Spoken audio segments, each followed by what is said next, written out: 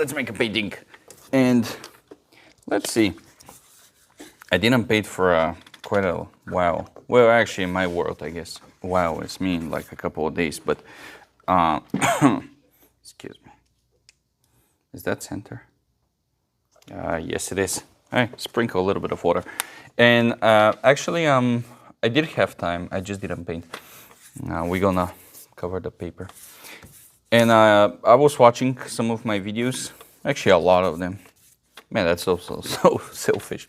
But not a selfish. What is the word? Narcissist. Narcissist. I watched some of my videos anyway, and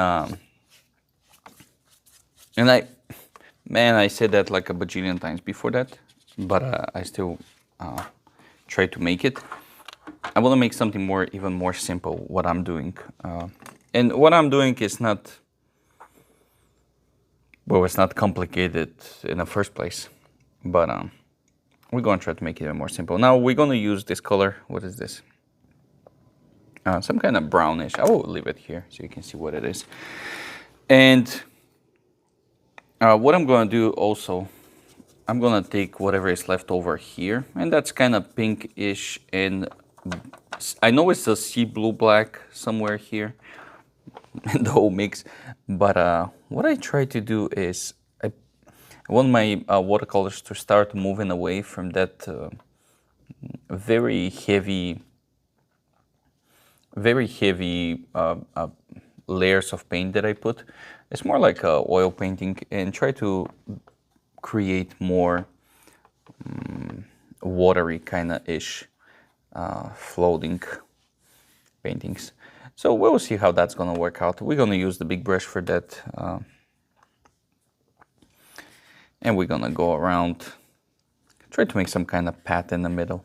There we go. And clean the brush. And I will try to keep it as simple as that. Now, of course, when it's come down to this, usually this is the time when I start adding more and more stuff. But this time I'm going to use dry brush, and I will barely touching the yellow and try to grab something from there. Now, why I'm doing this, because this is dry, it's kind of also clean up a little bit of the paint, because it's, you know, it's dry out, and it's dry brush, and it's scratching the paint that I just put. I will try to do this, to use that to shape some of the clouds. I think the camera can pick it up pretty easy. There we go. And also I'm going to try to blend, of course. There it is. And here we're just going to blend the whole thing. Very gentle. I try to be very gentle. I really want to keep it like as simple as I can. One thing, I'm going to take the palette knife. Now I do like the textures, so I don't think I'm going to try to get rid of that soon. But I'm going to use this time the textures that I create with a palette knife to make very nice, sharp and contrasty texture. Now, why I want to do this? Well, simply because everything else is floating around, and this kind of contrast is going to help us a lot. Another thing.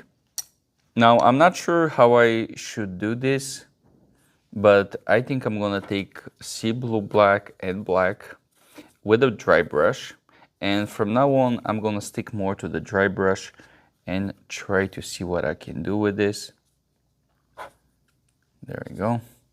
And what I'm doing, what I try to do pretty much is adding more dark, more like a high contrast, just like I did here. But instead of removing the paint, we actually gonna add paint. So here we remove, and here we adding more. Of course, baby cloud on the top. Try to keep it more freely. There you go. Clean the brush. Now take the same multiple brush. Now don't try to destroy everything we just created and kill the paint, the color. from the paint we just put, but try to kind of blend it. All right, and now we're gonna take a clean brush and make these clouds pop up. So what we're gonna do is actually make them very, very fluffy. And of course, if you ever watched my videos before, this is the boring part, the tedious part that I actually enjoy. But I think this is because I love clouds. Now, what I'm gonna do is I'm not gonna only remove some of the paint, but I'm gonna use that paint to make the clouds around too.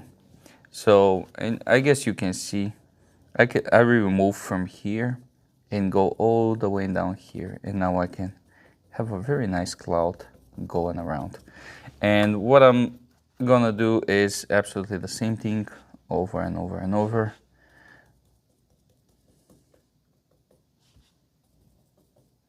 There we go.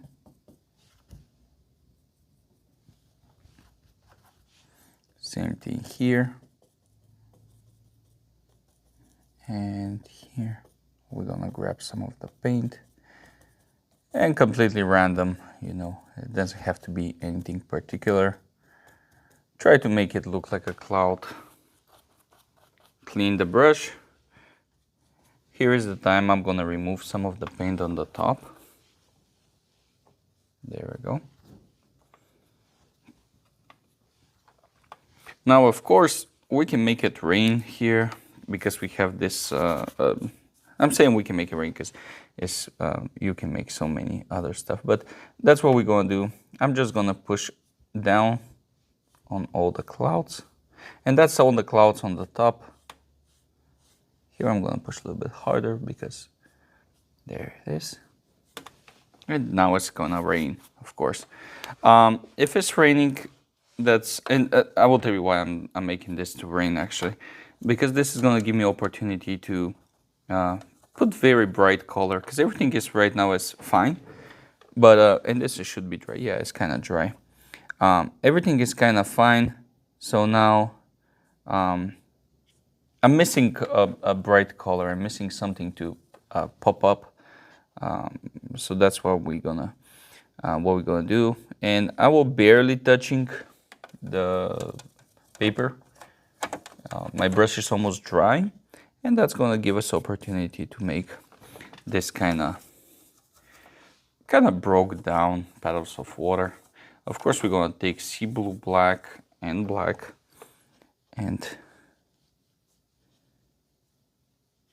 put some dark spots. There we go.